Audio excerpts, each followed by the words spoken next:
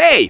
Me kaksi öljytippaa näytetään aika samalta, mutta meillä on ihan erilainen elämä edessä. Tää tippa muutetaan energiaksi.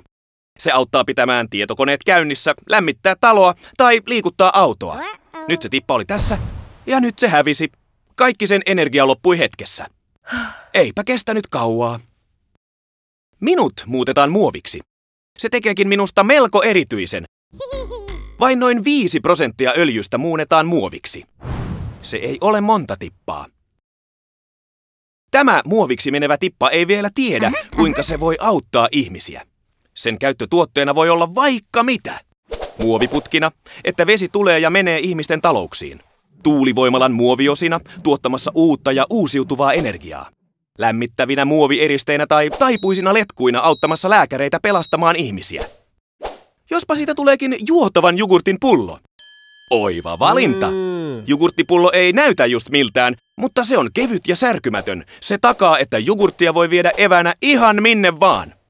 Itse asiassa keveys tarkoittaa, että tuplasti enemmän jogurttia mahtuu kuljetusautoon. Kun jogurtti vanhassa astiassa tarvitsi 2 rekkaa, nyt tarvitaan vain 1. Muovin ansiosta. Muovipullo ja suljettava muovinen korkki eivät mene helpolla rikki, joten vähemmän jogurttia menee hukkaan. Tämä muovituote on elänyt todella mielenkiintoisen elämän, mutta odottakaas. Näyttää siltä, että se vielä haluaisi olla hyödyksi. Pullon voi kierrättää. Pullon voi pilkkoa pieniksi muruiksi ja tämän jälkeen muruista muovata uusia pulloja. Ja kun muovi on muovattu pulloksi muutaman kerran, voi se saada uuden käyttötarkoituksen pullokorina. Mutta lopuksi kierrätettävä muovi tulee elinkaarensa päähän tuotteena. Siihen ei kuitenkaan pääty muovin käytettävyys eikä hyöty. Onhan siinä vielä jäljellä se öljytippa ja sen energia voidaan hyödyntää. Muovia voidaan polttaa voimalassa lämmöksi tai sähköksi muiden polttoaineiden sijaan.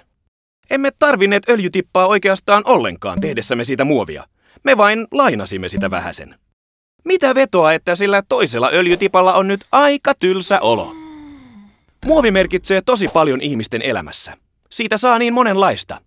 Mutta muovi kaipaa vain tipan öljyä ja vähän huolenpitoa siitä, että sitä käytetään oikein. Kun käytetään muovia oikein, se säästää vettä, sähköä, rahaa, aikaa, luonnonvaroja ja ympäristöä. Käytä uudelleen, kierrätä ja hyödynnä. Älä viskaa muoveja mäkeen.